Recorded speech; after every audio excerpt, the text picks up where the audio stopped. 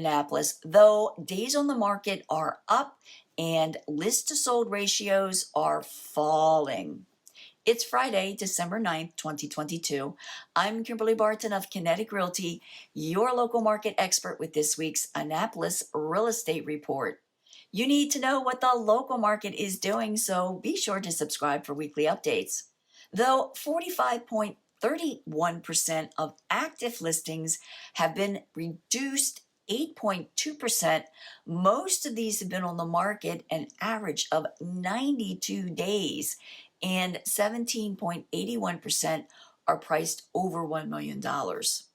Conventional loans still lead as financing of choice at 52.87% sold listings in the past 30 days.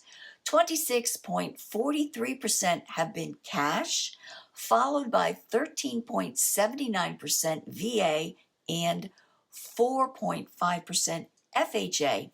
2.41% were other. Right now, there are 141 homes for sale. 13 new listings hit the market over the past week. 8 homes are coming on the market. 10 went under contract. 10 moved to pending. 10 sold in 11 days at 97.6% list to sold ratio. The highest sale was on the Broadneck Peninsula that sold for $880,000.